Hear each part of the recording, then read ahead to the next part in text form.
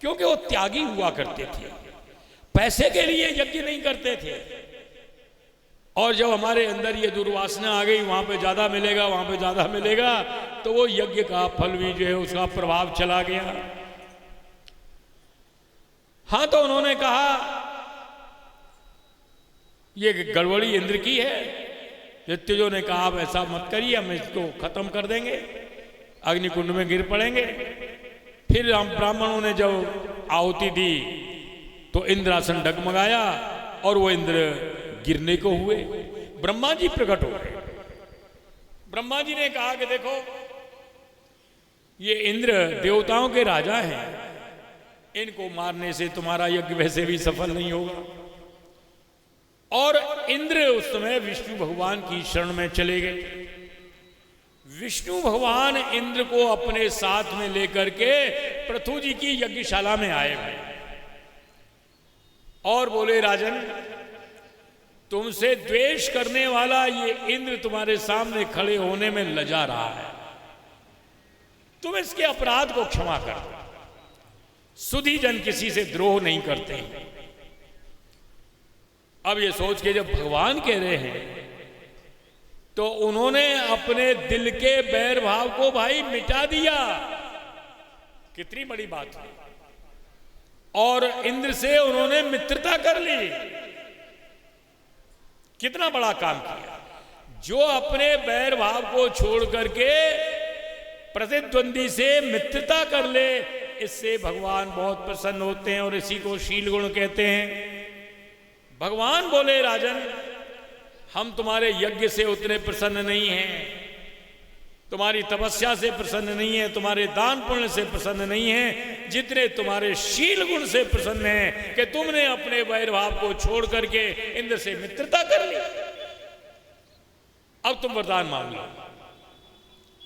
तो पृथु जी ने क्या कहा, आप वरदान देना चाहते हैं तो ऐसा वरदान दीजिए, हमारे केवल 2 कान हैं, आपका श्रेयस आपकी कथा सुनने से तृप्ति नहीं होती है, ऐसा वरदान दीजिए जो 10,000 कानों से हम आपका श्रेयस सुनते रहें। यानी हमको 10,000 कानों की शक्ति प्राप्त हो जाए, सुनते सुनते हम कभी अघाएं नहीं।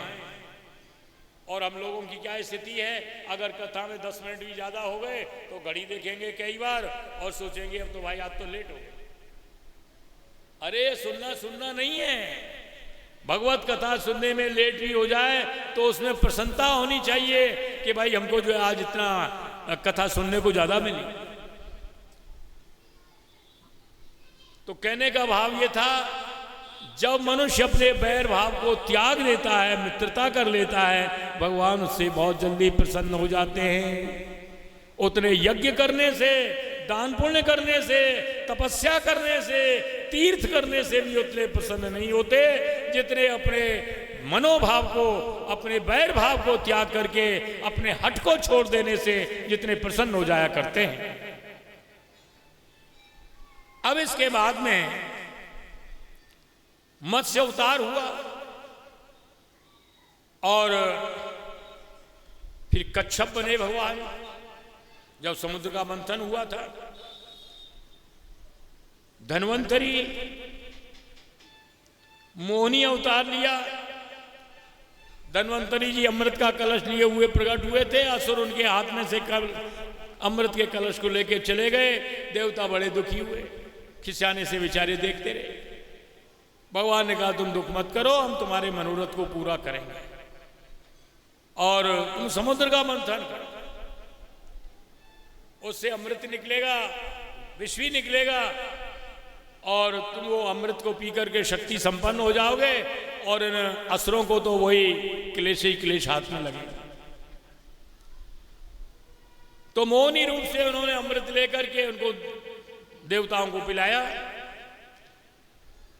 नरसिंह अवतार हुआ, खम्भ से प्रकट हुए प्रहलाद के लिए, प्रहलाद को रक्षक बन गए और हिरण्याकश्यप के वही काल बने।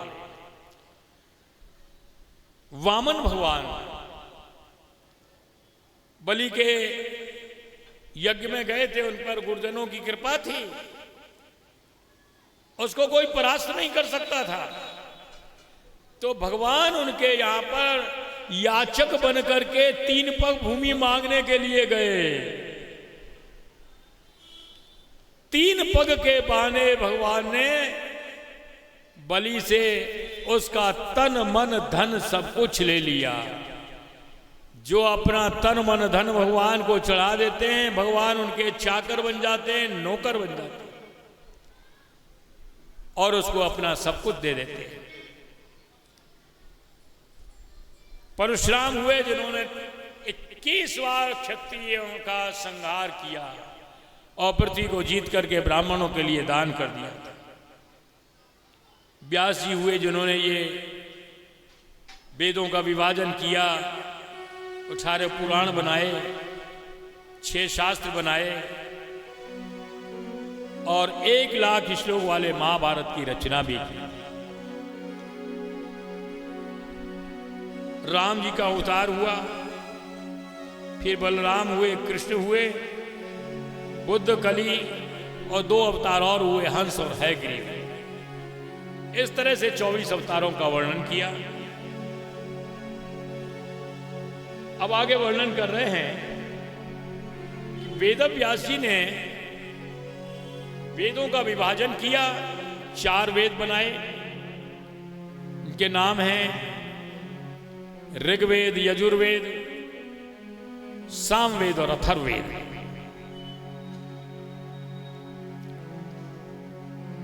सत्रह पुराण बनाए, 6 शास्त्र बनाए। वैदिक कार्यों में स्त्रियों का अधिकार नहीं बताया गया है। स्त्री या शूद्र जिनका यज्ञोपवीत संस्कार नहीं होता है, वो वैदिक कार्यों को करने के अधिकारी नहीं होते। अब मनमाने ढंग से भले कोई करे तो, लेकिन उनको सफलता नहीं मिलती। ये शास्त्र विरुद्ध कार्य है, वो नहीं करना चाहिए। लेकिन कितनी जगहों पर देखा जाता है स्त्रियां गायत्री पाठ करती हैं। अरे भगवान नाम और लिया जा सकता है, गायत्री पाठ करने से ही उनका वो होगा। ये वैदिक मर्यादा का अतिक्रमण है, नहीं होना चाहिए। उससे दोष लगता है, लेकिन इस दोष को नहीं समझ सकता।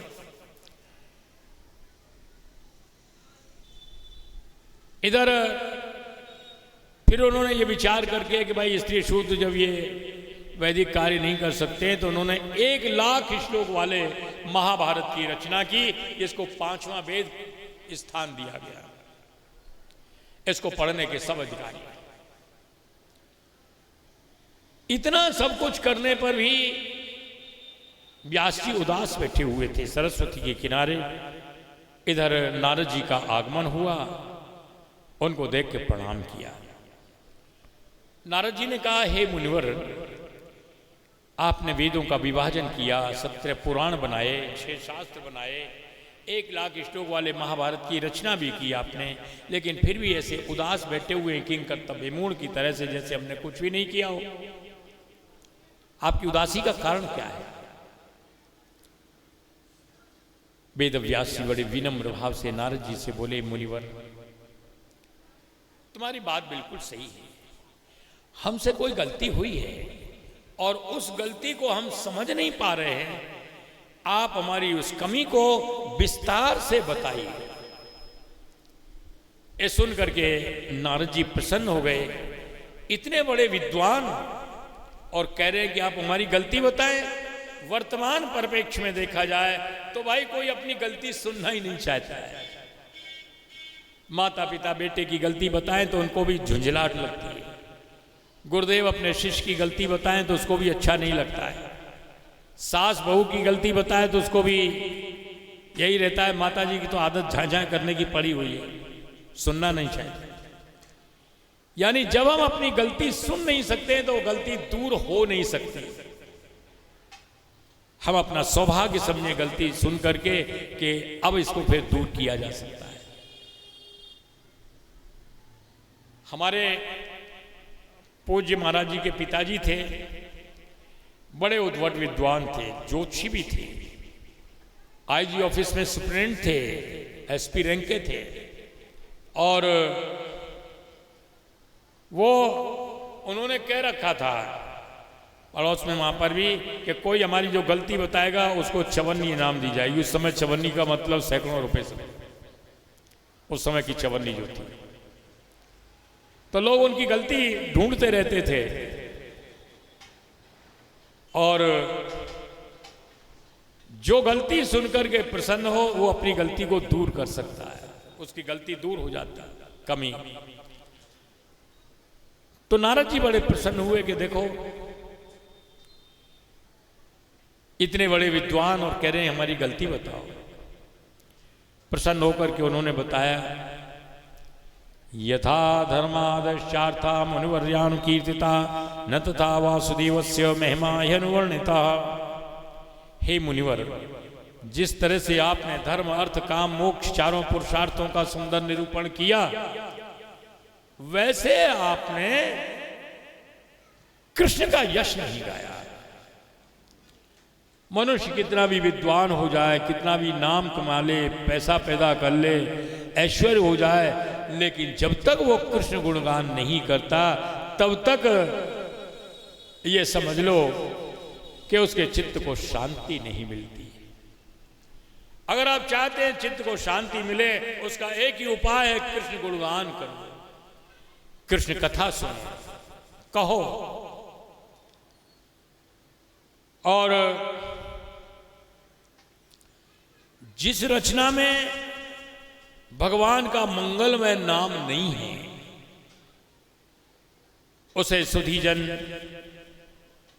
विद्वान पुरुष ऐसे छोड़ देते हैं जैसे मानसरोवर में विचरण करने वाले राजहंस काक तीर्थ का परित्याग कर देते हैं।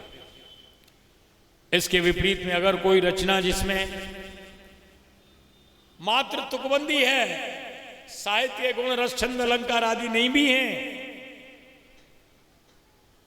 लेकिन उसमें भगवान का नाम वर्णन किया गया है, लीलाओं का वर्णन है, तो सुधीजन उसी को ग्रहण करते हैं, उसी की सराहना करते हैं और उसके गाने से उसके अंतःकरण के पाप नष्ट हो जाया करते हैं।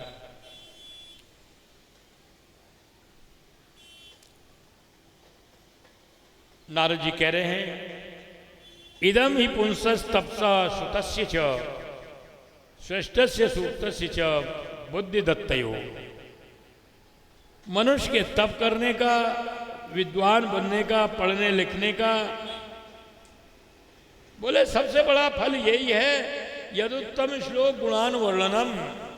उत्तम श्लोक भगवान का गुणानुवाद किया जाए, उसमें उसकी रुचि हो जाए, यही सब विद्याओं का फल है भाई। नारद जी इस संदर्भ में अपना पूर्व इतिहास सुना रहे हैं।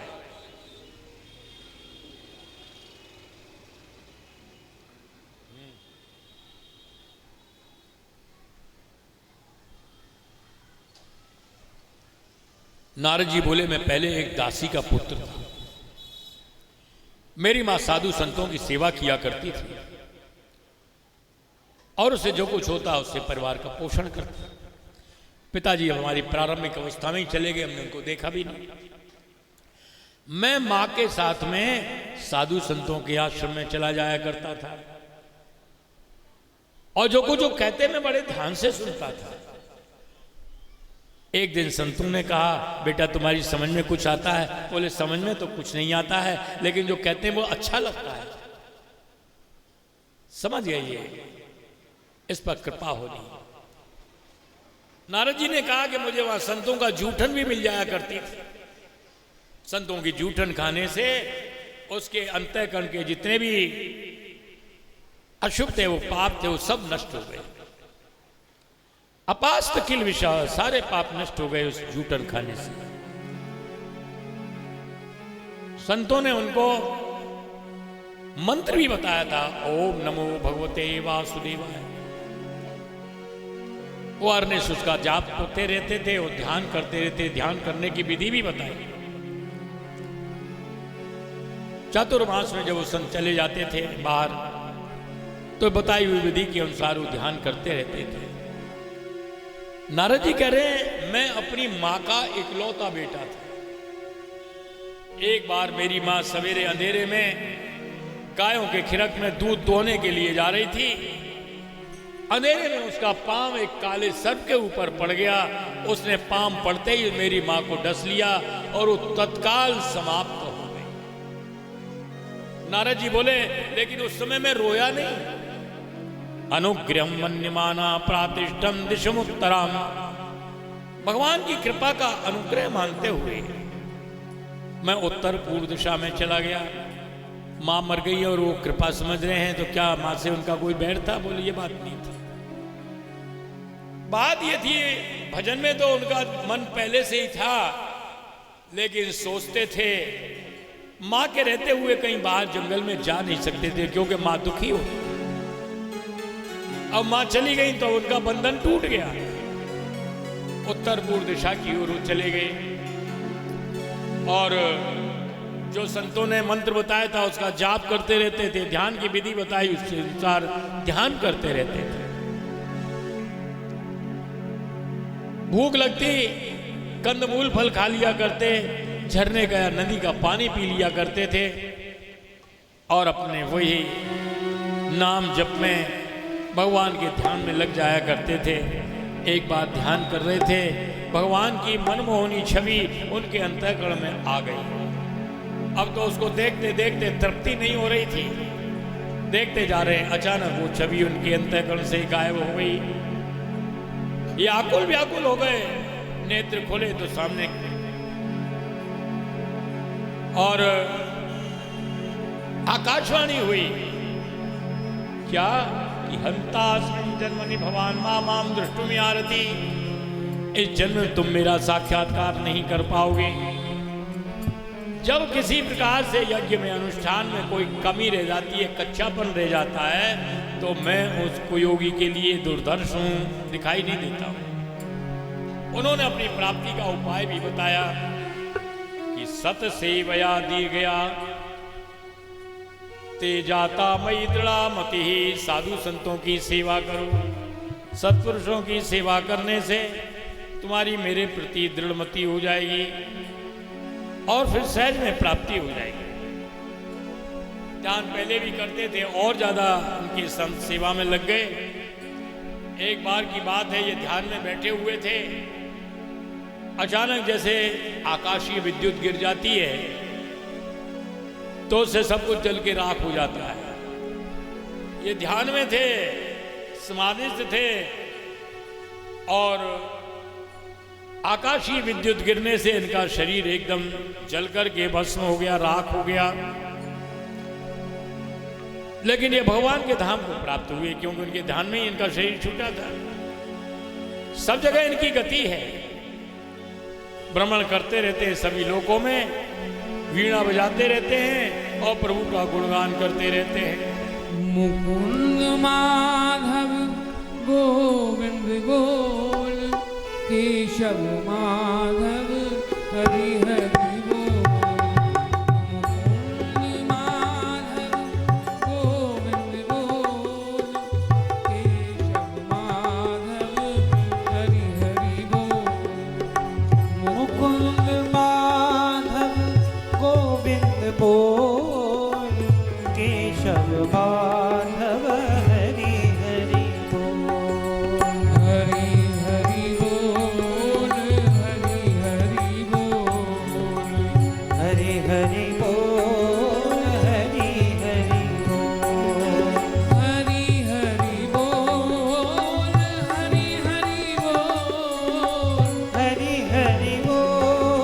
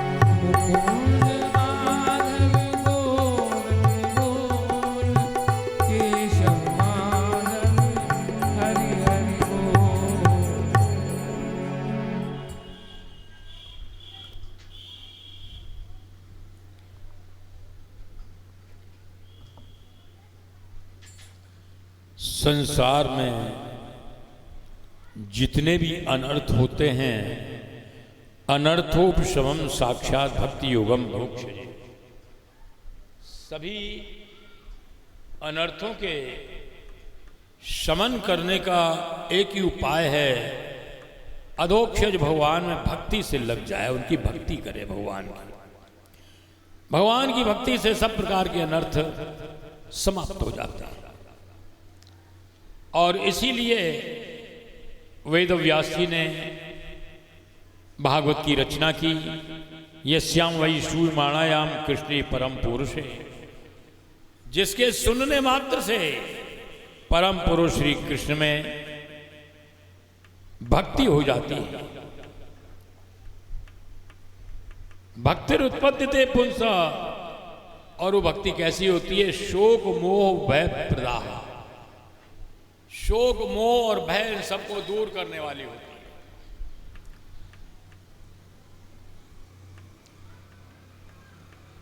भूतकाल के कर्मों के फलस्वरूप शोक होता है, वर्तमान के कर्मों से मोह होता है, और भविष्य की दृष्टि से उसको भय रहता है।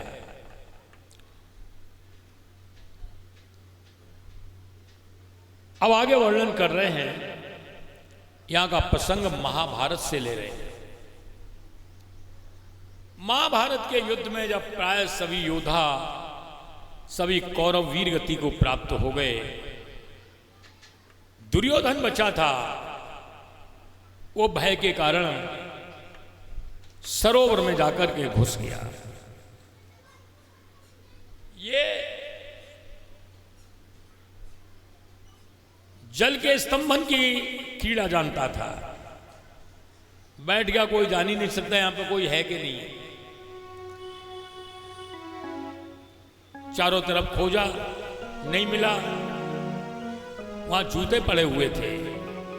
खोज लगाते हुए पहुंचे, भीम ने उसको ललकारा, अरे कायरों की तरह से छिपा हुआ है, युद्ध कर, बाहर आ निकल के। वीर पुरुष कभी भी उनकी ललकार को सह नहीं सकता। वो आया, जल से निकल करके उसने बड़े भैया युधिष्ठिर से कहा, मैं अकेला हूं और आप लोग 5 हैं। ये युधिष्ठिर तो भाई बड़े दयालु थे, प्रमुख जी की तरह से, शीतल प्रसाद जी की तरह से बड़े दयालु थे। उनका कोई बात नहीं है, तो हमें किसी एक से युद्ध कर लो, उसी में हार जीत का हो जाएगा। दुर्योधन को बलदाऊ जी ने गदा सिखाई थी, गदा में बड़ा माहिर था। वो गदा युद्ध के लिए तैयार हो गया, भीम को उसने चुना। भीम को उतना अभ्यास नहीं। कृष्ण बोले, ये तो इतना बड़ा गड़बड़ किया, और इसको बहुत अभ्यास है, भीम को इतना है नहीं। युद्ध होता रहा, कई दिन बीत गए, भीम भी उसको नहीं मार पा रहे। अब अंत में श्री कृष्ण ने इशारा किया भीम को अपने जंघा पर हाथ मार करके कि तुम जंघा पर प्रहार करो। भीम जानते थे युद्ध शुरू होने से पहले ये दुर्योधन अपनी मां के पास गया, आप मुझे विजय का वरदान दीजिए। बोले, ये तो मैं नहीं दे सकती, अगर तुमको ये चाहिए तो तुम अपने बड़े भाई युधिष्ठिर के पास पहुंचो, उनसे कहो। उनका स्वभाव वैसे ही था, अगर अपना कोई प्रतिद्वंदी भी आ जाए, हमने सुना था प्रमुख जी के विषय में, अपना वोट भी उसको दे दिया करते थे। तो बोले, तुम युधिष्ठिर के पास जाओ। युधिष्ठिर से कहा, भैया महाभारत के युद्ध में मैं विजय का आशीर्वाद लेने आया हूं। बोले, तुम यहां पर क्यों आए? तुम्हारी मां ही वो कर सकती थी, तुम अपनी मां के पास जाओ और वो तुम्हारी मां अगर तुमको आंख खोल करके देख ले तो तुम्हारा सारा शरीर वज्र का हो जाएगा, फिर तुमको कोई नहीं जीत पाएगा। वो मां के पास गया और कहा, भैया युधिष्ठिर ने कहा है कि मां अगर तुमको देख देंगी तो फिर तुम वज्र के हो जाओगे, फिर तुमको कोई नहीं जीत पाएगा। बोले अच्छा तो तुम कल आना, विवस्त्र होके आना, सब कोई कपड़ा मत पहनना, बिना कपड़े पहने हुए आना, नग्न अवस्था में। चल दिए दुर्योधन। श्री कृष्ण तो जानते हैं कब किसको क्या वरदान मिला हुआ है, और जानते थे वो गांधारी परम सती भी हैं, और उन्होंने देख दिया ये सब जो है सारा शरीर इसका वज्र का हो जाएगा, इसको कोई मार नहीं सकेगा। श्री कृष्ण आए दुर्योधन के सामने। अरे भाई कहाँ जा रहे हो? बोले मैं अपनी माँ के पास जा रहा हूँ। अरे ठीक है माँ के पास जा रहे हो, लेकिन जब बच्चा बड़ा हो जाए तो कुछ तो उसको शर्म करनी चाहिए। ये थोड़ी छोटा बच्चा रहता है माँ के पास में, कोई बात नहीं है, लेकिन जब बड़ा हो जाए फिर तो उसको अपने कम से कम गुप्तांगों को तो ढक लेना चाहिए। अगर तुम वस्त्र नहीं रखते हो तो ये कोपल वगैरह उससे ढक लो। ये बात उसकी समझ में आई। कोपल वगैरह से अपने यहाँ से गुप्तांगों को ढक करके कट्टी से नीचे, और वो पहुंच गया माँ के पास। मैं आ गया हूं। तो उन्होंने जैसे पट्टी खोल करके देखा, ऊपर से नीचे तक देखती आई, और सारे शरीर को देखा। इधर कटी में देखा तो उनका जो है वो कुछ बलकल आदि था। बोले ये तेने क्या किया? कौन मिला था तेरे को? बोले कृष्ण मिला था। कृष्ण ने कहा था कि ऐसे जब बड़ा हो जाए लड़का तो माँ के सामने, भले माँ है लेकिन नग्न तो नहीं रहना चाहिए, बलकल आदि से ढक लेना चाहिए। अरे बोले अगर तू इसी तरह से नंगा आता तो तेरा सारा शरीर वज्र का हो जाता, तेरे को कोई मार नहीं सकता था। अब वो वहां से कमजोर हो गया, तेरी मृत्यु होगी तो यहीं से होगी। कृष्ण जानते थे ये अब इसका ये पोर्शन जो है कच्चा है, तो कृष्ण ने टाल ठोक करके अपने उसके इशारा किया, और भीम ने ये इशारा ये भी किया कि यहां पर गदा मारो। तो उसने जैसे ही गदा मारी तो ब्रकोदराविद गदा विमर्श भगनोर दंडे धृतराष्ट्र पुत्र। दुर्योधन की जंगा टूट गई गदा के प्रहार से। अब मृतप्राय हो गया, मरा हुआ समझ करके उसको छोड़ गए। इधर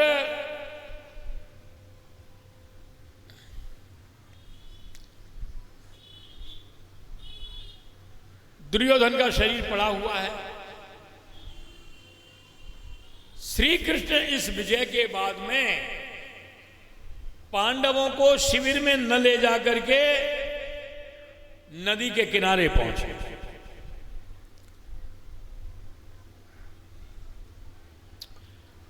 दुर्योधन पड़ा हुआ है, कीदड़ लोमड़ी आदि उसके मांस की प्रतीक्षा कर रहे हैं, कब ये मरे और कब हम ये मांस खाएं। अश्वत्थामा ने वो दशा देखी और कहा दुर्योधन हम तुम्हारे शौर्य को समझते हैं, तुम्हारे भय के कारण से तुमको देख करके शत्रुओं के छक्के छूट जाते थे, कोई सामने टिकने की हिम्मत नहीं करता था, और आज हम तुम्हारी ऐसी स्थिति देख रहे हैं कि ये गीदड़ श्यार आदि तुम्हारे मांस को खाने के लिए लालायित हो रहे हैं। तुमने मेरे को सेनापति नहीं बनाया, नहीं तो ये समय नहीं आता। तो उसी समय दुर्योधन ने अपने उस बहते हुए रक्त से उसके माथे पर तिलक किया अश्वत्थामा के, और कहा बोले आज तुम सेनापति हो। दुर्योधन ने कहा था मुझे अश्वत्थामा इस बात का डर नहीं है, इसकी चिंता नहीं है, चिंता है तो केवल इस बात की है कि हम 100 भाई थे कौरव, और आज हम में से कोई भी नहीं बचा है।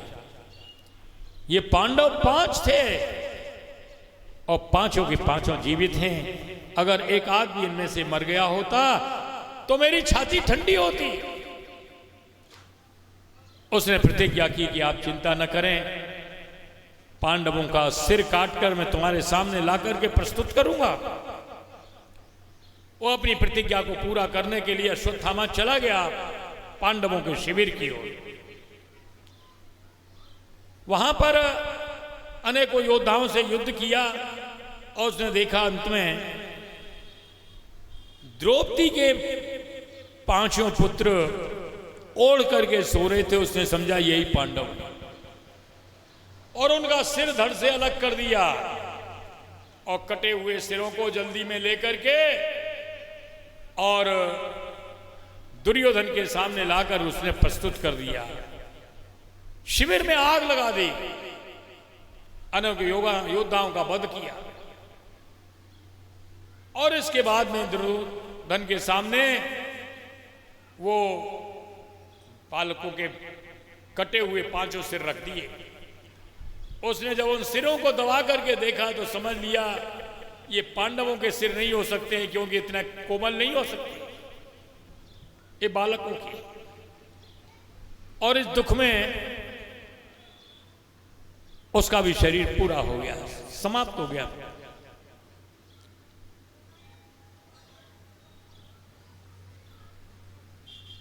सवेरे श्री कृष्ण के साथ में सभी पांडव और द्रौपदी शिविर में पहुंचे। उन्होंने देखा द्रौपदी के 5 पुत्रों का सिर कटा हुआ है, सिर रहित धड़ को देखा। यहीं बिछा लो। सिर रहित धड़ को देख करके उनका दिल धड़कने लग गया।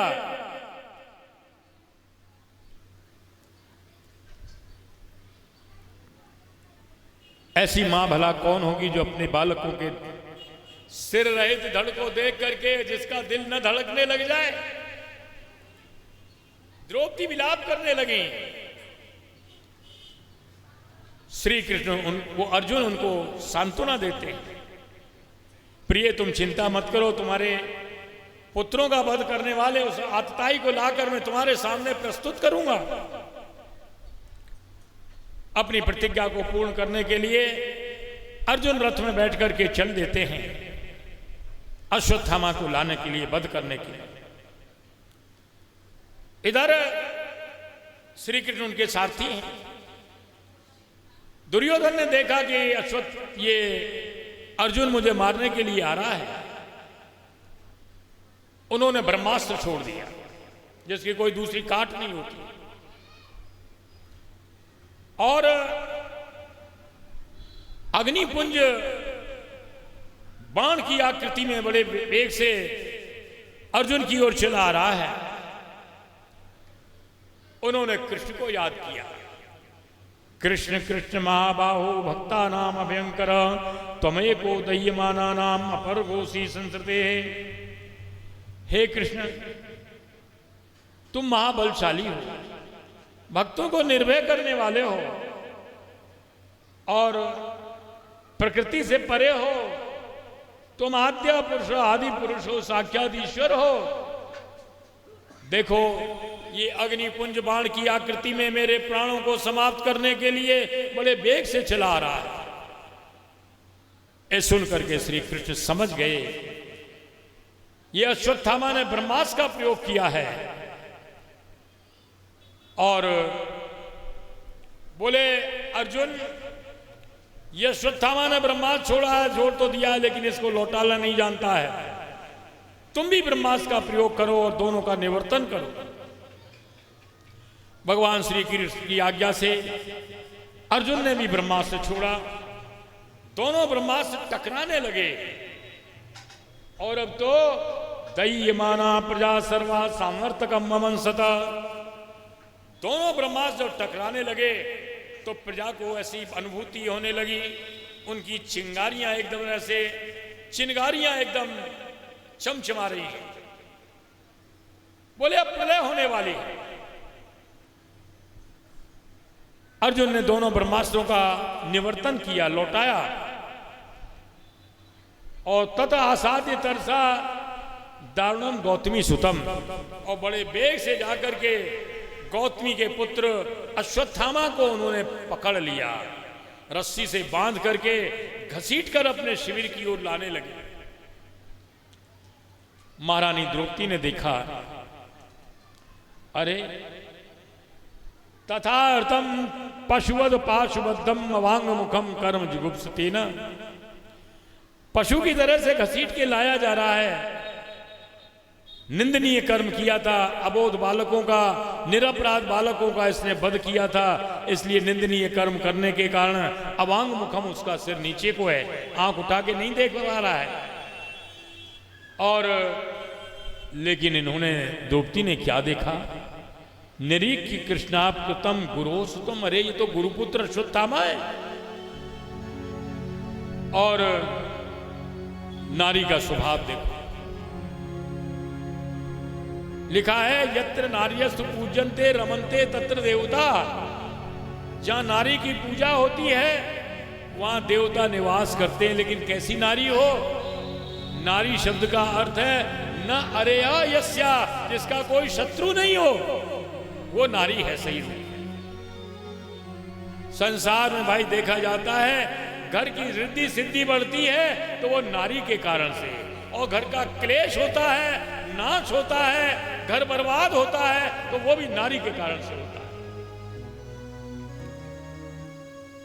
द्रौपदी जी का स्वभाव देखो, उसके 5 पुत्र समाप्त कर दिए गए हैं, और ये पता है ये अश्वत्थामा नहीं किए हैं, लेकिन ये गुरुपुत्र हैं।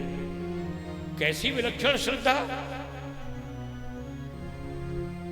उनको प्रणाम कर रही हैं, ये गुरुपुत्र हैं, और अपने पतिदेव से प्रार्थना करती हैं, मुच्यताम एष ब्राह्मणो नितराम गुरु। स्वामी आप इनको छोड़ दीजिए, ये ब्राह्मण है, गुरु द्रोणाचार्य के पुत्र हैं, आपने जो कुछ भी धनुर्विद्या में सीखा वो गुरुदेव की कृपा से ही तो सीखा था, आप इनको छोड़ दीजिए। इनको मारने से मेरे पुत्र तो वापस लौट करके आएंगे नहीं, और मेरे सामने तो आप हैं, यानी पतिदेव हैं।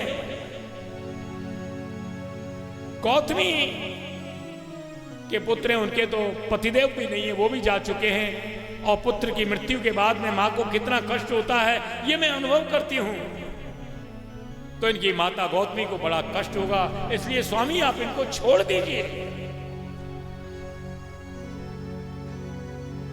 द्रौपदी की ऐसी धर्मयुक्त बातों को सुनकर के महाराज युधिष्ठिर बड़े प्रसन्न हुए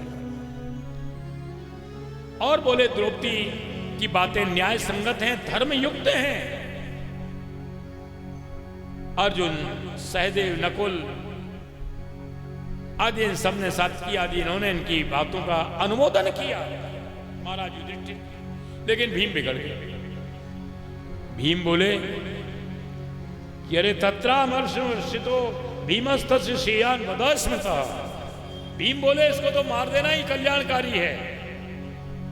रिप पर दया परम कतराई, शत्रु पर दया करना कायरता है। इसने निरपराध बालकों का वध किया है, वध के योग्य है। श्री कृष्ण सामने आए और बोले, भीम तुम ये क्या कह रहे हो? तुमको होश नहीं है? ये ब्राह्मण है, ब्राह्मण का कभी वध नहीं करना चाहिए। यद्यपि आतताई है, वध के योग्य है। भगवान बोले, दोनों ही बातें मैंने कही हैं, मेरी आज्ञा की अनुपालना की जाएगा। अर्जुन बड़े धर्म संकट में पड़े, क्या किया जाए? उन्होंने नीति से काम लिया। नीति में कहा गया है, वपनम दमलादानम स्थानान निर्यापणम तथा एषि ब्रह्मबंधु नाम वधो नान्योस्ति दैहिका। अगर कोई ब्राह्मण शरीर है उसको शारीरिक दंड नहीं देना चाहिए, उसका मुंडन कर दे, उसके जो संपत्ति है उसको छीन ले और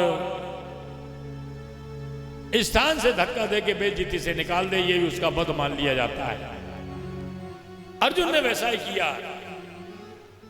अश्वत्थामा का मुंडन कर दिया, उसके मस्तक में एक मणि थी, उस मणि को निकाल लिया और तलवार से, और उसको धक्का देकर के शिविर से बाहर कर दिया। इधर सभी पांडव द्रौपदी श्री कृष्ण के साथ में गंगा के किनारे पहुंचते हैं और वहां पर अपने पुत्रों को उन्होंने जल दिया। गांधारी और धृतराष्ट्र ये भी अपने पुत्रों के शोक से दुखी थे, उनको भी वो सांत्वना दिए। महाराज युधिष्ठिर का राजगद्दी पर अभिषेक कर दिया गया, ये राजा बने। अब जो राजकाज को संभालने लगे तो इधर श्री कृष्ण रथ में बैठकर के द्वारका जाने को तैयार हुए। गंतुम कृतमतिर ब्रह्मन द्वारकाम रथमास्थितः, उन्होंने अपना मन बना लिया द्वारका जाने के लिए। जैसे ही वो चले हैं तो क्या देख रहे हैं, उनके आगे दौड़ती हुई आर्तभाव से पुकारती हुई उत्तरा चली आ रही हैं। पाहि पाहि महायोगिन देव देव जगतपते, नान्यम तदवयम पश्ये यत्र मृत्यु परस्परम। हे जगतपति देवादिदेव, पाई पाई मेरी रक्षा करो प्रभु, आप महायोगी, आपके अलावा मुझे कोई ऐसा दिखाई नहीं देता जो मृत्यु के बंधन से छुड़ा सके। देखो, ये अग्निपुंज बाण की आकृति में मेरे प्राणों को समाप्त करने के लिए बड़े वेग से चला आ रहा है। कामम दहतु माम नाते, भले मुझे जला के भस्म कर दे, मुझे अपनी चिंता नहीं है, लेकिन मेरे गर्भ में जो बालक है ये पांडुवंश का बीज है, ये नष्ट नहीं होना चाहिए। माँ में गर्भो निपात्यता, मेरा गर्भ नष्ट नहीं होना चाहिए, नहीं तो इससे पांडुवंश हमेशा को नष्ट हो जाएगा। ये बात सुनकर के श्री कृष्ण समझ गए और जान लिया उन्होंने इस दुष्ट अश्वत्थामा ने ये घिनौना कार्य किया है, इसको जो छोड़ दिया तो इसने पांडुवंश को समाप्त करने के लिए गर्भस्थ शिशु को नष्ट करने का इसने प्रयत्न किया और ब्रह्मास्त्र छोड़ दिया। श्री कृष्ण सूक्ष्म रूप से उत्तरा के मुख द्वार से उनके गर्भ में पहुंचे और वहां पर अपने सुदर्शन चक्र से उन्होंने उस ब्रह्मास्त्र का शमन किया और वो स्वस्थ हो गई, बालक सुरक्षित हो गया। इसके बाद में गर्भ से बाहर आ जाते हैं उसी तरह मुख द्वार से। अब जब अपने रथ में बैठ कर के चलने को हुए, इधर कुंती जी हाथ जोड़ करके खड़ी हुई हैं, उनके नेत्रों से झरझर आंसू निकल रहे हैं, उनकी स्तुति कर रही हैं। नमस्ये पुरुषं त्वादमीश्वरं प्रकृते परम, अलक्ष्यं सर्वभूत सर्वभूतानां अंतर्वैरवस्थितम्। हे प्रभु, मैं आपको प्रणाम करती हूं। आप साक्षात ईश्वर हैं, प्रकृति से परे हैं। आपने अपने स्वरूप को अपनी माया से ढक रखा है। कुछ लोग आपके अवतार के बहुत से प्रयोजन बताते हैं, परित्राणाय साधु नाम विनाशाय च दुष्कृताम, साधु संतों की रक्षा के लिए, दुष्टों का संहार के लिए आप इस अवनी पर अवतरित हुए हैं। मैं समझती हूं इन दोनों कार्यों को आप अपने संकल्प से पूरा कर सकते थे।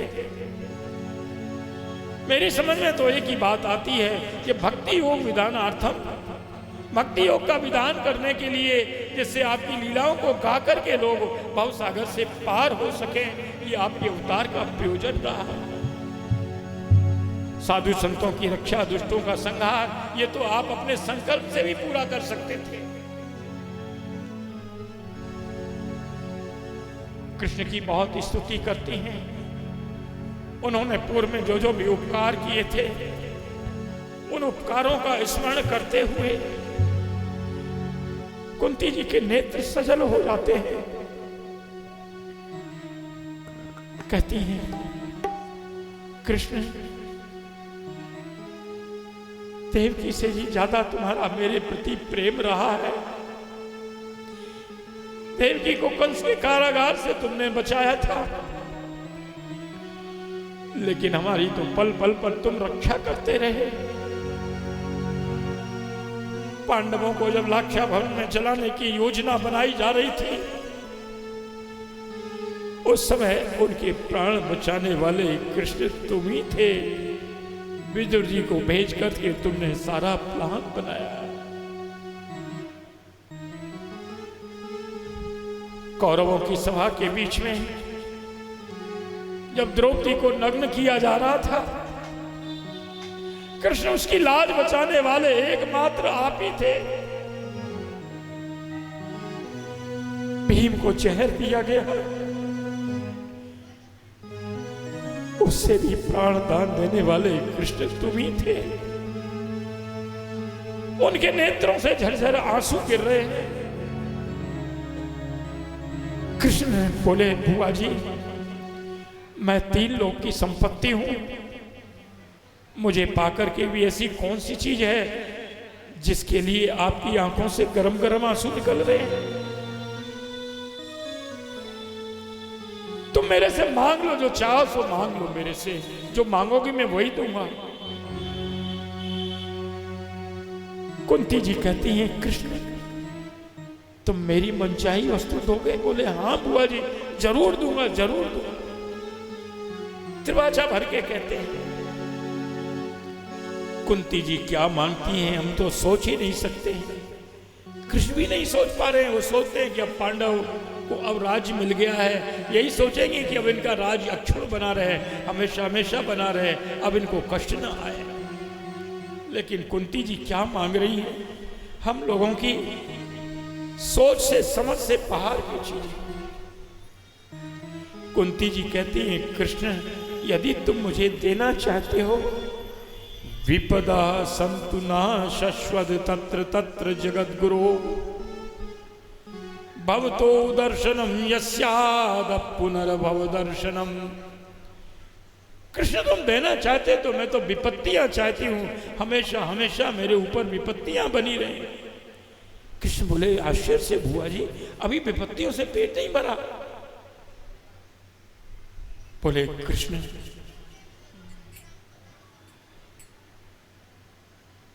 अब मैं राजमाता बन गई तो तुम जाने की कह रहे हो। जब तक हमारे ऊपर विपत्तियां थी, वनवास में थे, तुम हमारे साथ में थे कृष्ण, और अब तुम जाने के लिए कर रहे हो। कृष्ण, तुम्हारे जाने के बाद में ये पृथ्वी सूनी हो जाएगी। मेरा विनम्र निवेदन है कि तुम हमको छोड़ करके, पृथ्वी को छोड़ करके तुम मत जाओ कृष्ण, लौट चलो। हे गोपाल, हे नदलाल, हे गोपाल, हे नदलाल, रुक जाओ हे नदलाल, रुक जाओ हे गोपाल, रुक जाओ हे नदलाल, रुक जाओ हे गोपाल, रुक जाओ, रुक जाओ, रुक जाओ, रुक भी जाओ। हे यादव, रुक तो जाओ, जाने वाले रुक जाओ।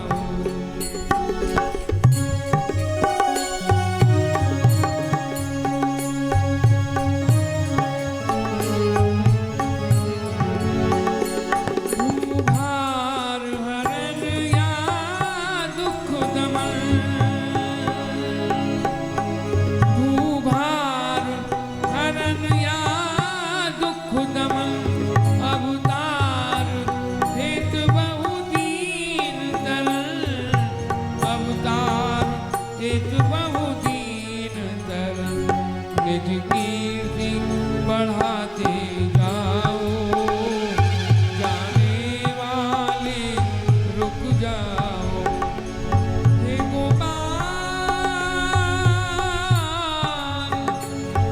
गोपाल गोपाल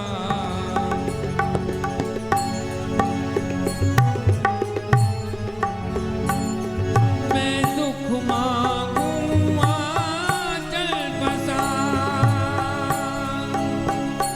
मैं दुख मांगूं आंचल पसार इस व्रत दर्शन पाऊं अपार इस व्रत दर्शन पाऊं अपार दुख से झोली भर जाओ जाने वाले रुक जाओ हे यादव रुक तो जाओ जाने वाले रुक जाओ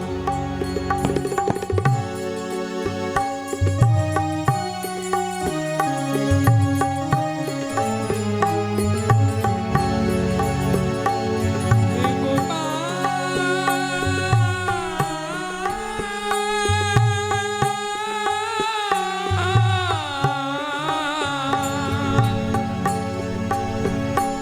याद आवे छवि नंदलाल हरे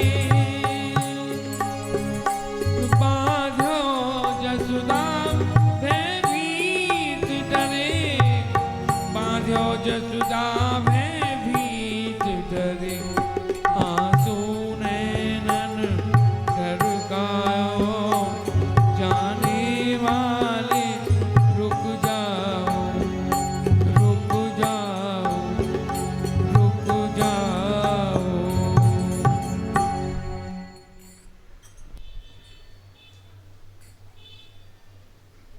कुंती जी का हृदय रो पड़ता है। कृष्ण, तुम्हारे जाने के बाद में पृथ्वी सूनी हो जाएगी।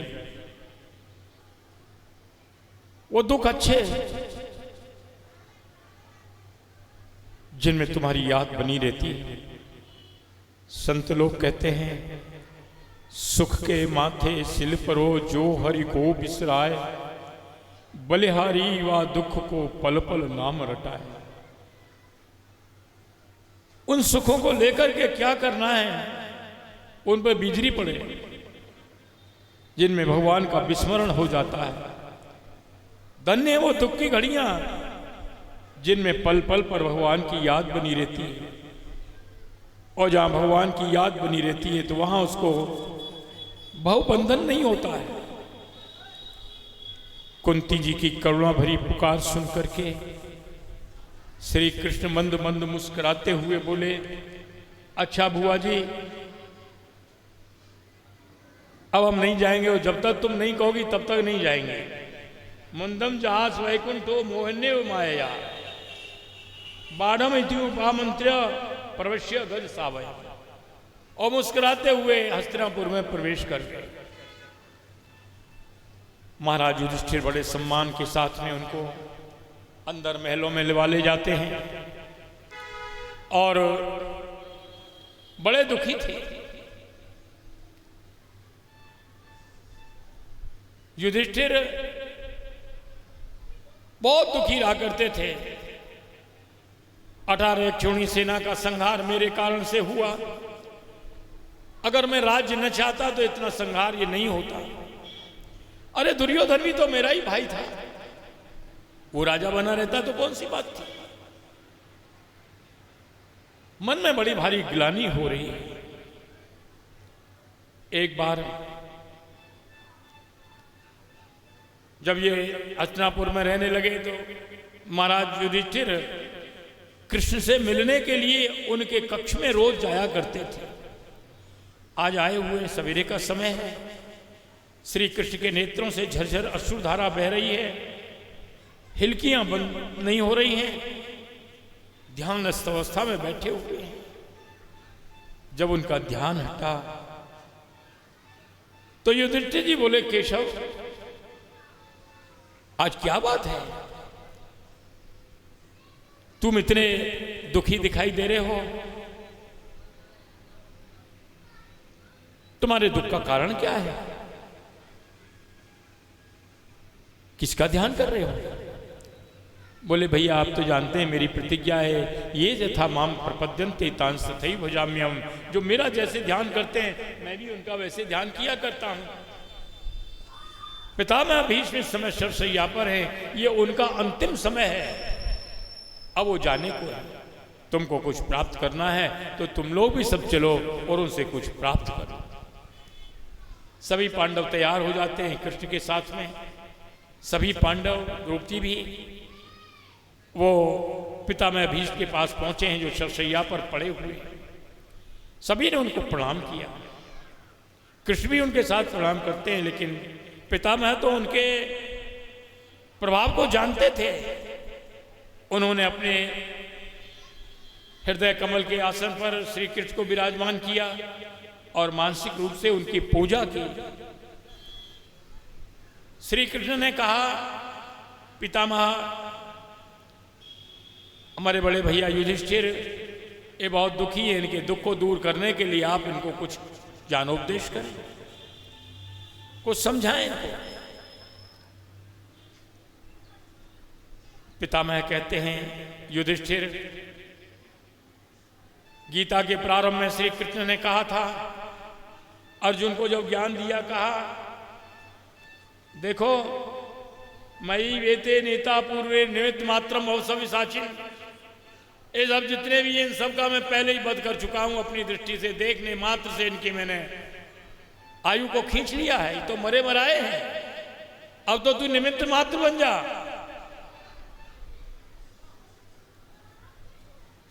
इधर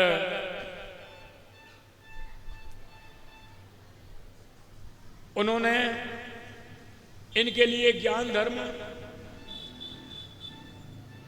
दान धर्म, राज धर्म, मोक्ष धर्म, स्त्री धर्म, भागवत धर्म, इनका विस्तार पूर्वक वर्णन किया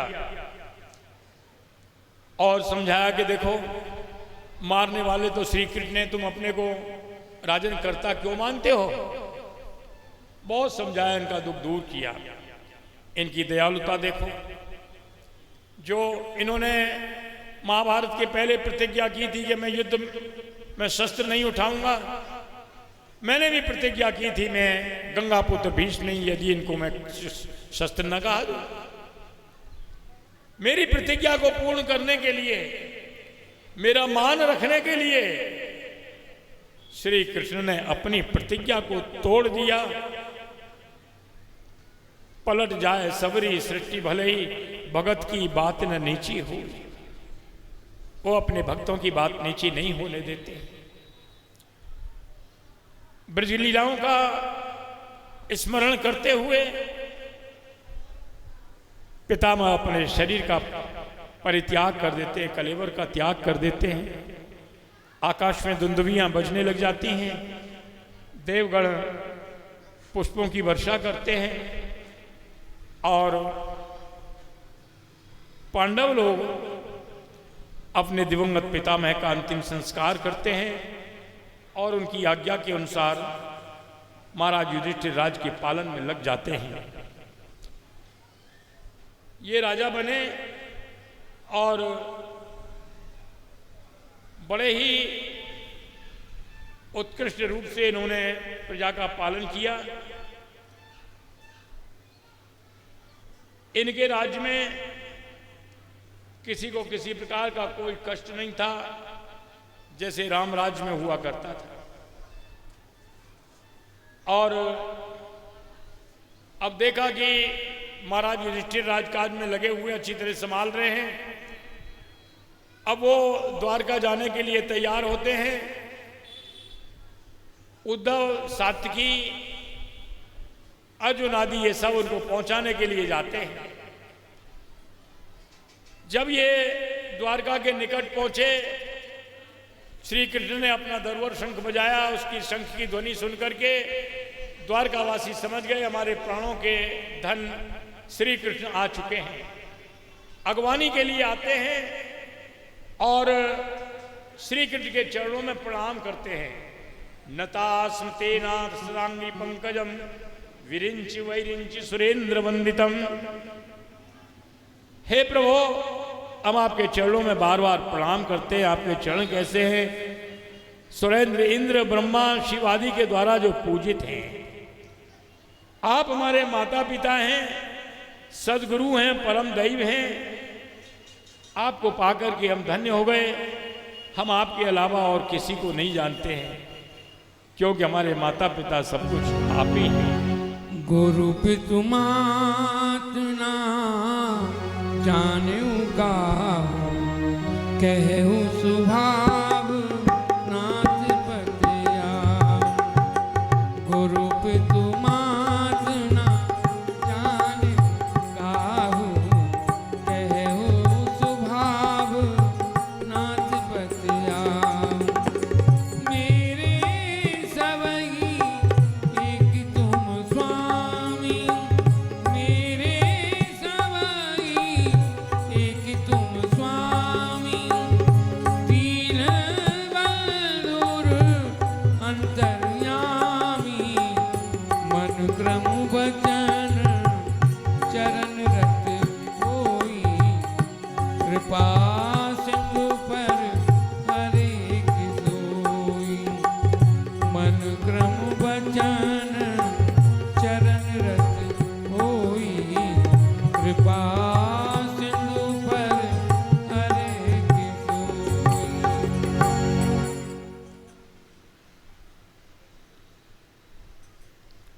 श्री कृष्ण द्वारका में पहुंचते हैं।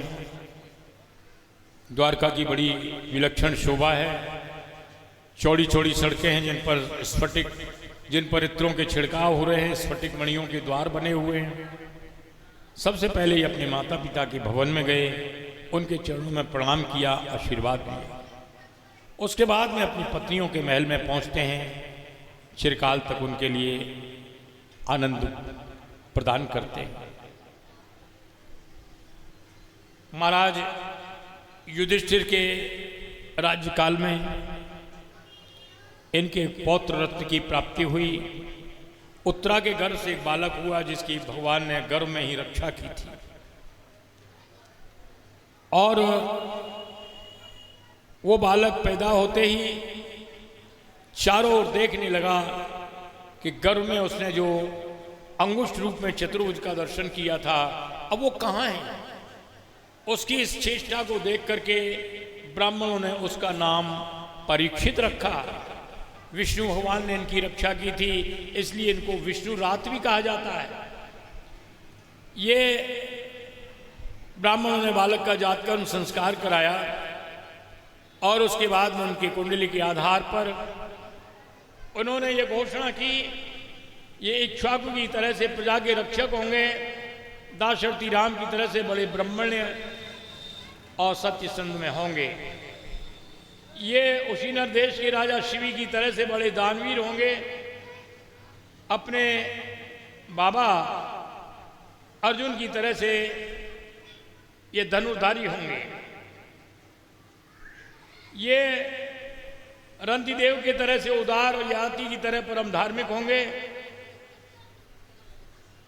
ये राजर्षियों का,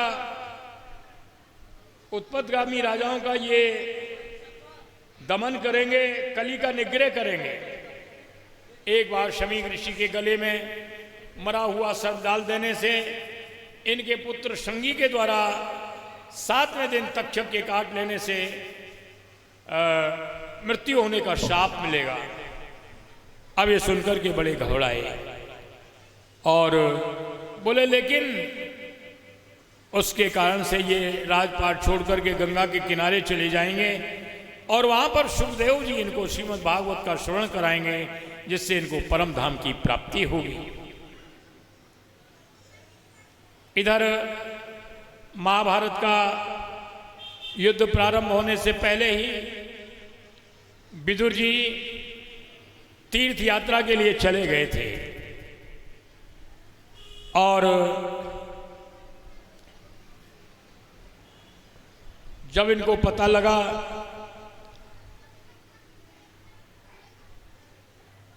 महाभारत के युद्ध में सभी कौरव वीर गति को प्राप्त हो गए हैं, अकेले एक छत्र राज्य महाराज युधिष्ठिर का है, ये सुनकर के ये आए महाराज युधिष्ठिर के यहाँ। ये इनसे मिलके बड़े प्रसन्न हुए। इन्होंने देखा धृतराष्ट्र और गांधारी जिन्होंने पांडवों के प्रति बड़े अन्याय किए थे, अत्याचार किए थे, दुर्योधन दुशासन आदि का पक्ष लेकर के, वो भी इन्हीं के यहां पर द्वार पर पड़े हुए हैं। युधिष्ठिर के शील गुण के कारण से एक दिन अवसर पाकर के इन्होंने बहुत फटकारा। ये आए तो असल में अपने बड़े भाई के कल्याण के दृष्टि से थे और बोले, राजन निर्गम्यताम शीघ्रम पश्येदम भयमागतम। राजन आप शीघ्र यहां से निकल के चले जाइए, देखो जो अंतिम मृत्यु का भय होता है वो आ चुका है।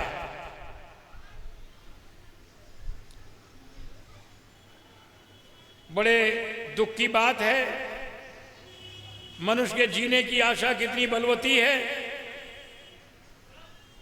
इन्होंने सारी बातों को दोहराया।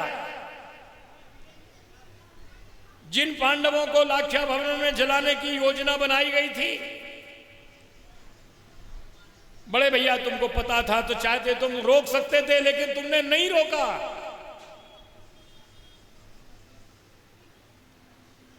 द्रौपदी को सभा के बीच में नग्न किया जा रहा था, लेकिन तुमने नहीं रोका। भीम को जहर दिया गया, चाहते तो रोक सकते थे, विरोध कर सकते थे, लेकिन तुमने नहीं किया। और फिर भी इनके टुकड़ों पर तुम कुत्ते की तरह से जीवन यापन कर रहे हो, बड़े लज्जा की बात है। इस मानव जीवन की सबसे बड़ी उपलब्धि यही है, गत स्वार्थ में मम देहम विरक्तो मुक्त बंधना। इस शरीर से अपना स्वार्थ निकाल ले। स्वार्थ क्या है? वह है परमात्मा की प्राप्ति, जो इसी शरीर से संभव हो सकती है। पुण्य कर्म करने से, यज्ञ आदि आपने कर लिए, बहुत अच्छे शुभ कर्म कर लिए, स्वर्ग आदि के भोग प्राप्त हो जाएंगे, लेकिन परमात्मा की प्राप्ति नहीं होगी, वो इस शरीर से ही हो सकती है। और देखो राजन, विरक्तो मुक्त बंधना, जीते जी विरक्त हो जाओ, बंधनों से मुक्त हो जाओ।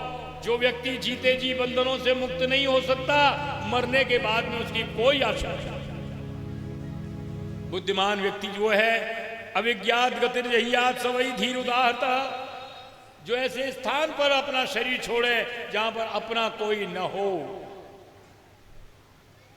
उत्तम तो यह है अपने आप वैराग्य हो जाए।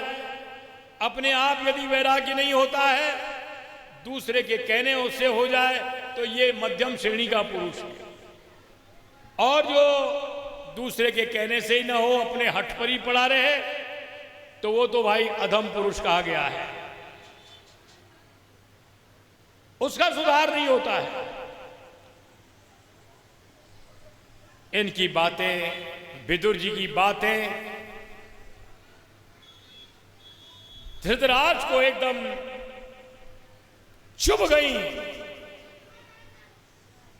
और ये अर्धरात्रि के समय ही राजपाट के समस्त सुखों को तिलांजलि देकर के और वन की ओर चले जाते हैं। गांधारी जो जीवन भर इनके साथ में रही, नेत्र बंद करके, भला वो कैसे देख सकती थी, वो भी उनके साथ में चली जाती। सवेरा हुआ, महाराज युधिष्ठिर का नियम था, धृतराष्ट्र गांधारी के महल में नित्य प्रणाम करने के लिए जाया करते थे। जो बालक रोजाना अपने माता पिता को, बड़ों को प्रणाम करते हैं, अभिवादन शीलस्य नित्य वृद्धोपसेविना चत्वारि तस्य वर्धन्ते आयुर्विद्या यशोबलम।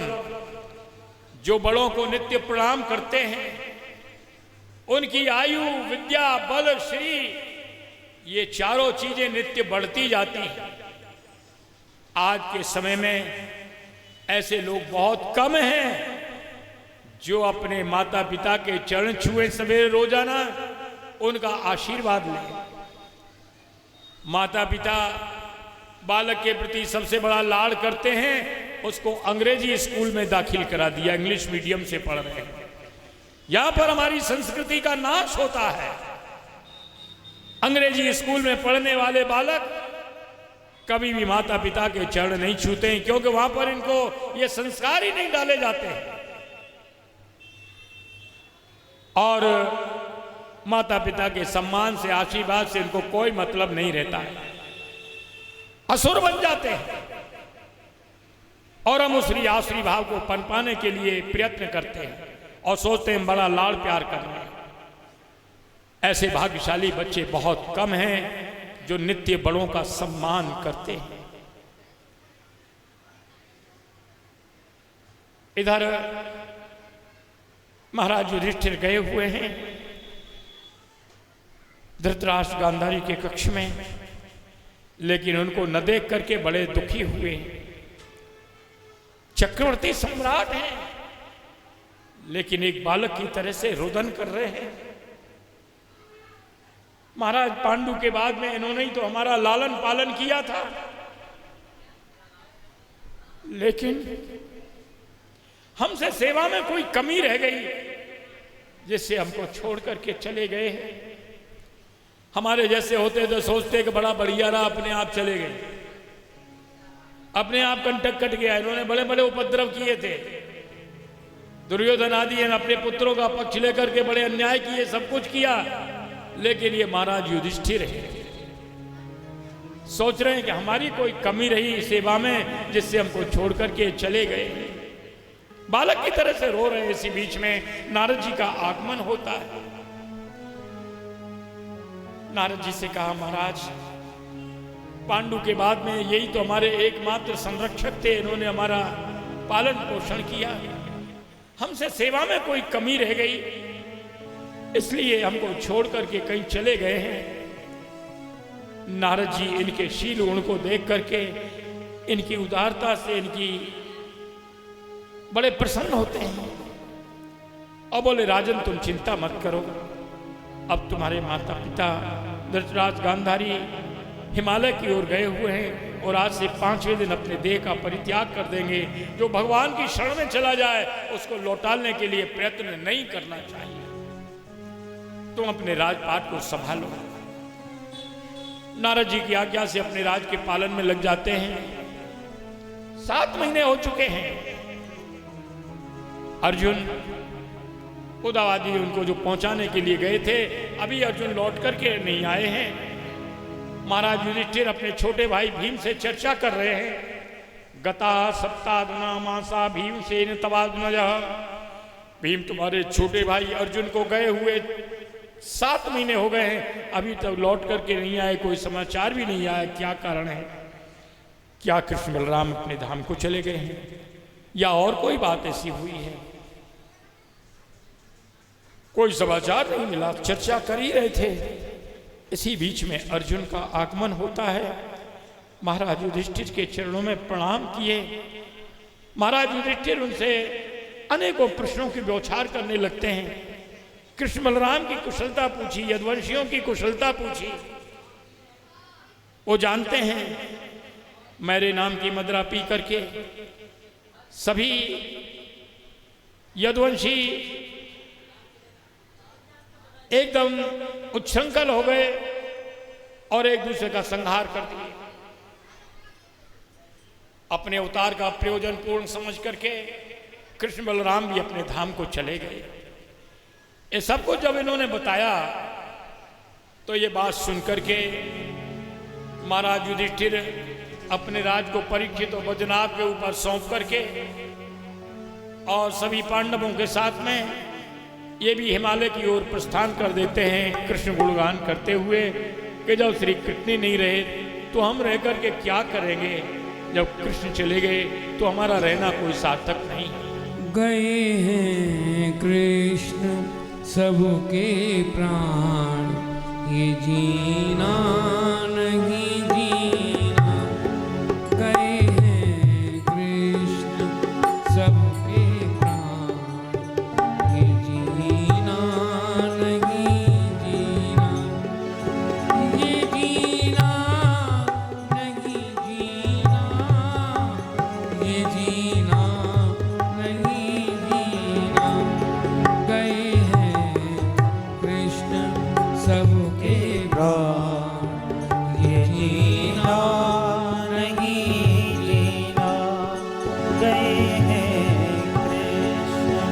सबके प्राण, ये जीना नहीं जीना।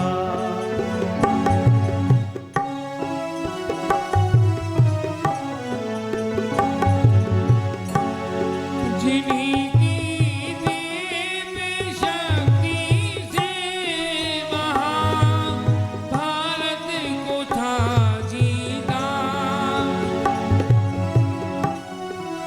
जिन्होंने युद्ध भूमि में दिया था ज्ञान श्री गीता, नहीं है आज सबके प्राण, ये जीना नहीं जीना, गए हैं कृष्ण सबके प्राण, ये जीना नहीं जीना।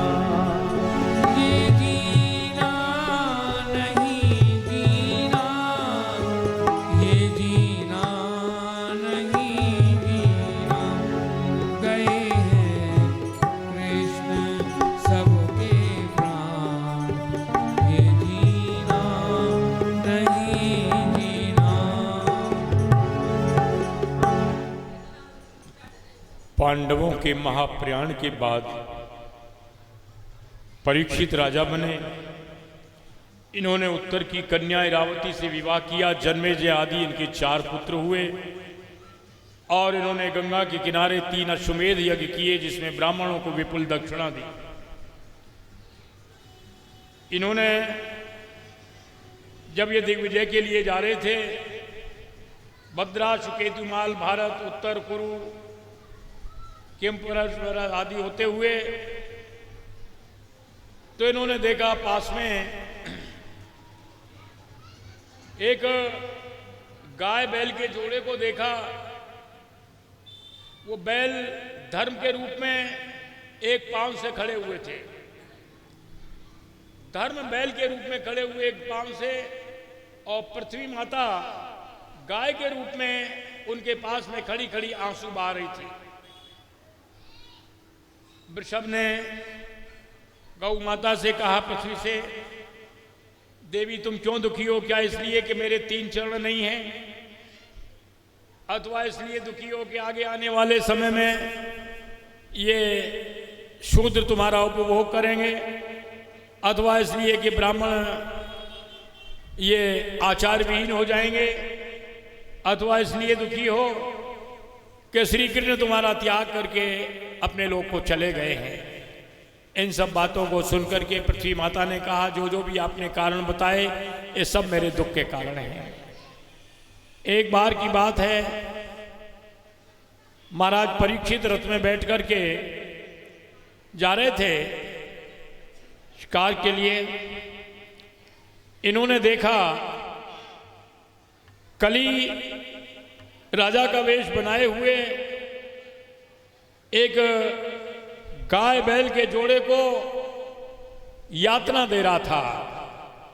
इन्होंने ललकारा, अरे तुमको होश नहीं है?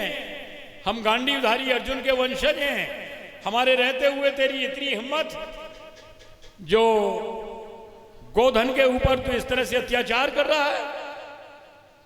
क्रोध में आकर के उन्होंने अपनी तलवार निकाल ली, मारने को तैयार हो गए।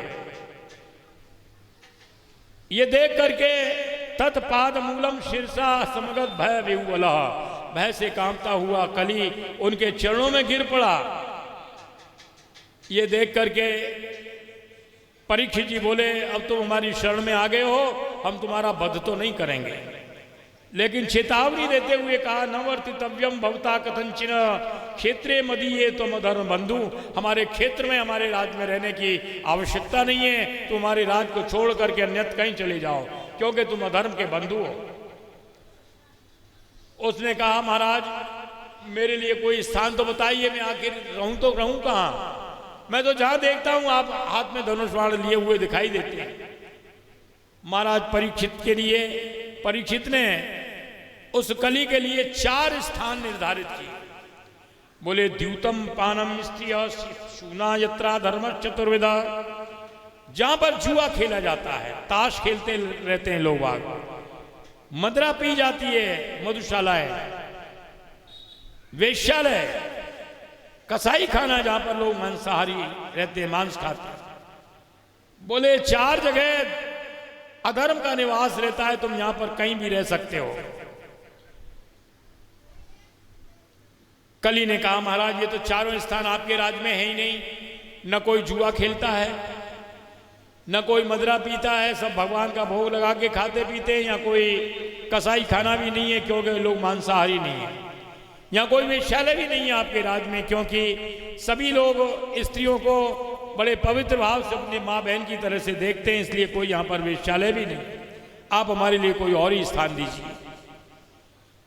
तो पुनश्च याचना है जात रूपम उदात प्रभु। फिर याचना करने पर उन्होंने उनके लिए एक 5वां स्थान दिया, जात रूप माने स्वर्ण, गोल्ड। बोले यहां पर तुम्हारा निवास रहेगा। बड़ा खुश हुआ क्योंकि कलयुग में तो सब लोग स्वर्ण के बड़े ही ये समझो लालची होते हैं। स्वर्ण मिल जाए, चमड़ी चली जाए पर दमड़ी न जाए, सब कुछ चला जाए लेकिन वो नहीं जाना चाहिए।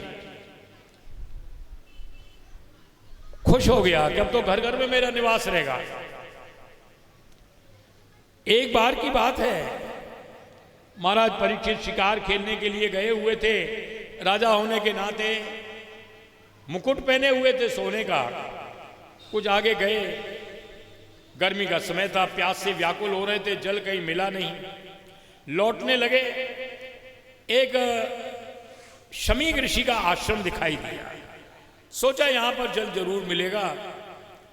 ऋषि ध्यान मग्न अवस्था में थे, समाधिस्थ थे, और ये वहां पर गए, उनको पता ही नहीं कोई आया हुआ है। अब चूंकि कली ने अपना प्रभाव दिखा दिया था, सोने में कली का स्थान रहता है। जो राजा साधु संतों के बड़े भक्त थे, अब क्या सोच रहे, देखो ये बाबा जी कैसा पाखंडी है। हम इनके आश्रम में आए, इन्होंने न आसन दिया, न पानी पत्ता को पूछा, और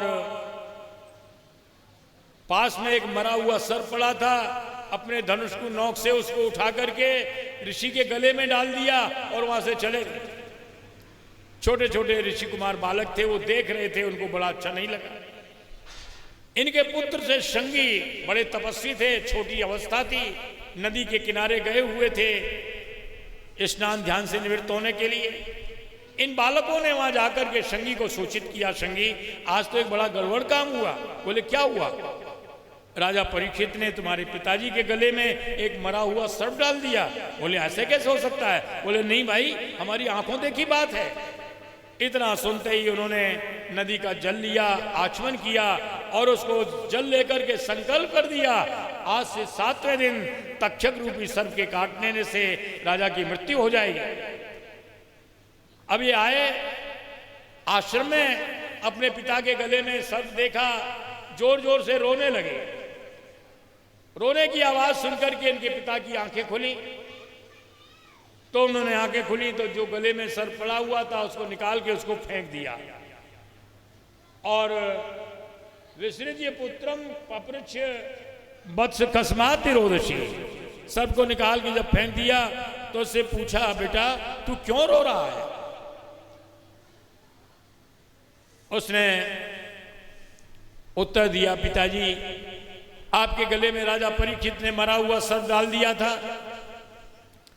उसने साधु ब्राह्मणों को गाजल मूली समझ लिया, मैंने भी उसको शाप दे दिया है, आज से 7वें दिन तक चक्के काट लेने से उसकी मृत्यु हो जाएगी।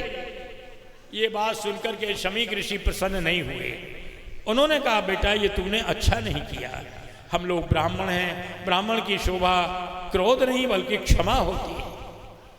और देखो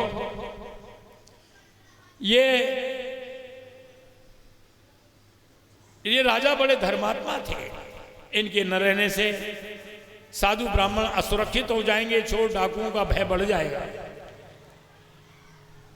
राजा की हत्या एक ब्राह्मण की हत्या के समान हुआ करती है। इसका एक ही प्रायश्चित है, वो है तीर्थ यात्रा। अपने पुत्र को तीर्थ यात्रा के लिए भेज दिया और अपने 2 शिष्यों को इन्होंने राजा परीक्षित के पास में भेजा सूचना देने के लिए।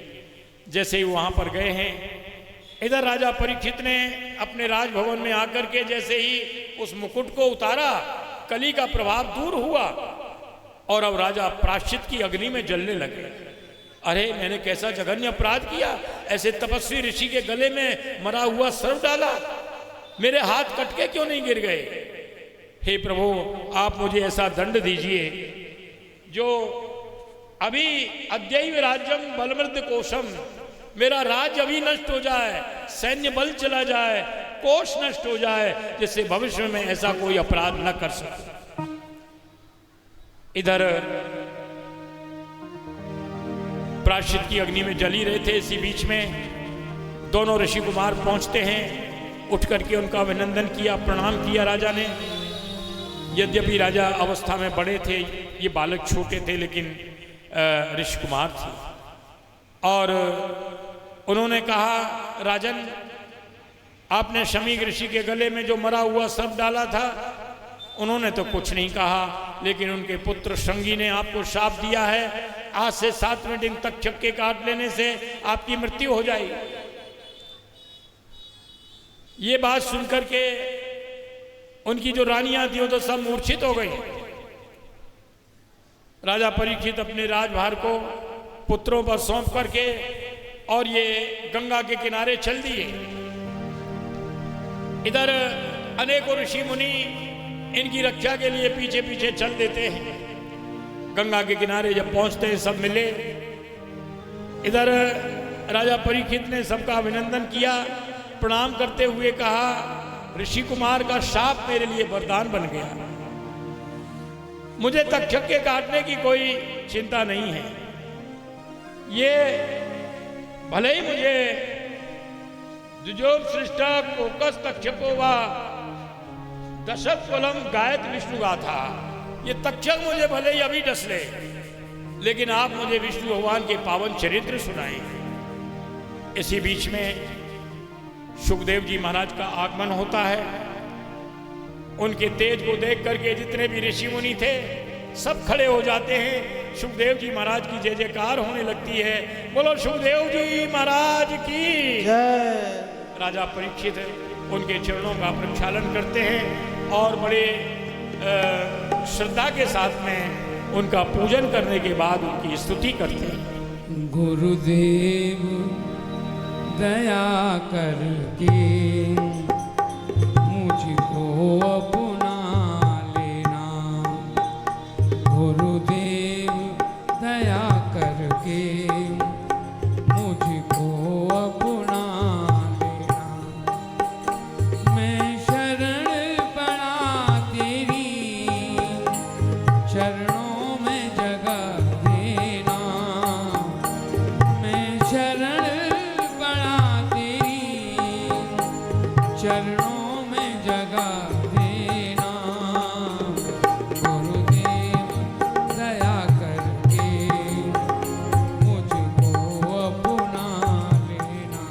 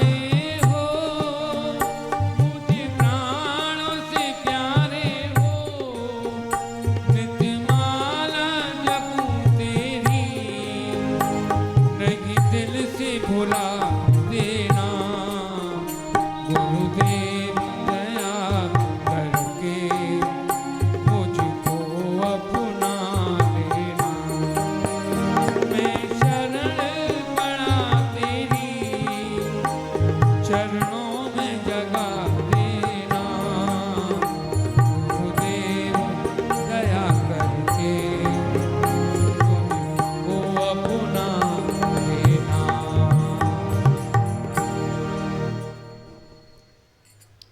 पूजन करने के उपरांत राजा परीक्षित ने सुखदेव जी महाराज से निवेदन किया, जिसकी मृत्यु निकट आ गई हो उसको उससे बचने के लिए क्या उपाय करना चाहिए। सुखदेव जी ने जो उत्तर दिया है वो उत्तर अब हम आपको अगले सत्र में बताएंगे। अब कथा को हम यहीं पर विराम देते हैं। शेष कथा 3 बजे से प्रारंभ होगी। आप लोग जल्दी आने के लिए कष्ट